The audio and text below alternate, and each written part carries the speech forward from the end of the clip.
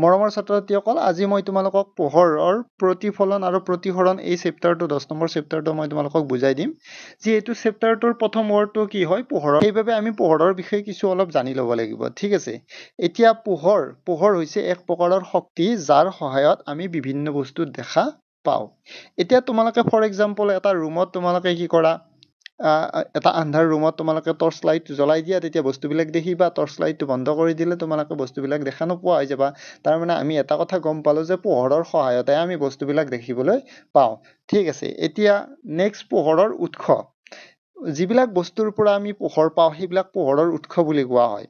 যেনে সূৰ্য হ'ল ইয়াৰ প্ৰাকৃতিক উৎস ঠিক আছে আৰু বাল্ব টৰ্চ চাকি মমবাতি এইবিলাক তোমালোকৰ কৃত্ৰিম আৰু এইবিলাক বনাই লোৱা তোমালোকৰ পোহৰৰ উৎস হয় ঠিক আছে তো এতিয়া নেক্সট তোমালোকে চোৱা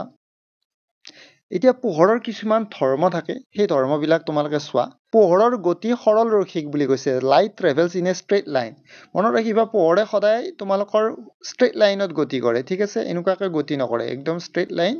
তো সিধা সিধা তোমালোকৰ গতি কৰে ঠিক 2 নম্বৰ ধৰ্মটো হ'ল পোহৰৰ বেগ মাধ্যম অনুসৰি ভিন্ন হয় মানে পোহৰৰ যিটো বেগ আছে সেইটো তোমালোকৰ বায়ুত বেলেগ তোমালোকৰ পানীত বেলেগ গ্লাছত বেলেগ হীৰাত বেলেগ সকলো ঠাইতে তোমালোকৰ মাধ্যমবিলাক চেঞ্জ হ'লে পোহৰৰ বেগটো কি হৈ যায় কৰবাত বেছি কৰবাত কম হৈ যায় এতিয়া আমি প্ৰথমতে ইয়াৰে প্ৰথম এ নম্বৰটো আমি চাম কি যে শূন্য স্থানত পোহৰৰ বেগ শূন্য স্থানত পোহৰৰ দ্ৰুতি কিমান হয় প্ৰায় 3 × 10⁸ মিটাৰ পাৰ ছেকেণ্ড এইটো কিমান হ'ব জানেনে কিলোমিটাৰত হ'লে 1 ছেকেণ্ডত পোহৰে 3 লাখ কিলোমিটাৰ দূৰত্ব অতিক্ৰম কৰে তাৰ পৰা আমি এটা কথা বুজি পালো যে পোহৰে খুব তীব্ৰ বেগত গতি কৰে এতিয়া কিমান তীব্ৰ বেগত গতি কৰে মই তোমালোকক ইয়াতে লিখি দিছো চোৱা পোহৰে 1 ছেকেণ্ডত কিমান যায় 3 লাখ কিলোমিটাৰ যায় এতিয়া আমাৰ পৃথিৱীখন 1 ছেকেণ্ডত পোহৰে আমাৰ পৃথিৱীখন কিমান পাক মাৰিব পাৰিব জানেনে 7.5 বাৰ পাক মাৰিব পাৰিব ইমান স্পীড তাৰমানে 1 ছেকেণ্ডত পোহৰে পৃথিৱীৰ 7.5 বাৰ পাক মাৰিব পাৰিব তো ভাবা তোমালোকে পোহৰ কিমান তীব্ৰ বেগত যাব লাগিব যে ছেকেণ্ডত তোমালোকৰ 7 বাৰৰ ওপৰত পৃথিৱী তোমালোকৰ ঘূৰিব পাৰে ঠিক আছে তাৰপিছত নেক্সট বায়ুত পোহৰৰ দ্ৰুতি কিমান প্ৰায় 3 × 10⁸ মিটাৰ পাৰ ছেকেণ্ড হয় প্ৰায় বুলি কৈছোঁ মই হৈ গ'ল এতিয়া মনত ৰাখিবা শূন্য স্থানত পোহৰৰ বেগ যিমান হয় বায়ুত পোহৰৰ বেগ অলপ কম হয় কি কাৰণ বায়ুত তোমালোকৰ অণুবিলাক থাকে কিন্তু কথাটো হ'ল কি যিহেতু আমি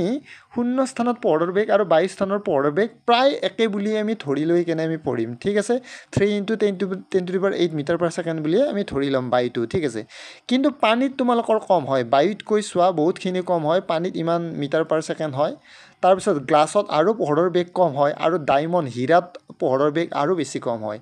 তো এতিয়া আমি গম পালোঁ যে মাধ্যমবিলাক চেঞ্জ হ'লে পোহৰৰ বেগটো কি হৈ যায় চেঞ্জ হৈ যায় ঠিক আছে আৰু নেক্সটটো তোমালোকে চোৱা এতিয়া আমি পঢ়িম কি পোহৰৰ প্ৰতিফলন ৰিফ্লেকশ্যন অফ লাইট এতিয়া চোৱা কোনো এটা উৎসৰ পৰা যেতিয়া পোহৰ আহি কোনো পৃষ্ঠত খুন্দা মাৰি যেতিয়া আগৰ মাধ্যমটোলৈকে আকৌ উভতি যাব তেতিয়া আমি তাকে কি বুলি কওঁ পোহৰৰ প্ৰতিফলন বুলি কওঁ পোহৰ আহিছে আহি কোনোবা পৃষ্ঠত খুন্দা মাৰি কেনে পোহৰ আকৌ আগৰ মাধ্যমলৈ উভতি গৈছে সেইটোক আমি পোহৰৰ প্ৰতিফলন বুলি কওঁ এতিয়া তোমালোকৰ ইয়াতে তোমালোকে চোৱা এইটো আপতিত ৰশ্মি এইটো প্ৰতিফলিত ৰশ্মি ঠিক আছে আৰু মনত ৰাখিবা আৰু এইটো হ'ব আপতন বিন্দুত এইডাল যিডাল লম্ব এডাল টানিছোঁ ঠিক আছে আপতিত ৰশ্মি আৰু অবিলম্বৰ মাজৰ কোণটোক আপতন কোণ বুলি কয় অবিলম্ব আৰু প্ৰতিফলিত ৰশ্মিৰ কোণটোক আমি কি বুলি কওঁ প্ৰতিফলন কোণ বুলি কওঁ ঠিক আছে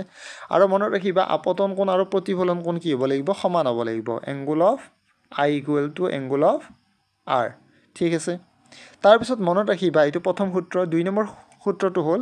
আপতিত ৰশ্মি লম্বডাল মানে আপতন বিন্দুত টনা লম্ব আৰু প্ৰতিফলিত ৰশ্মি এখন সমতলতে থাকে এই সূত্ৰকেইটা মই লিখি দিছোঁ তো তোমালোকে চোৱা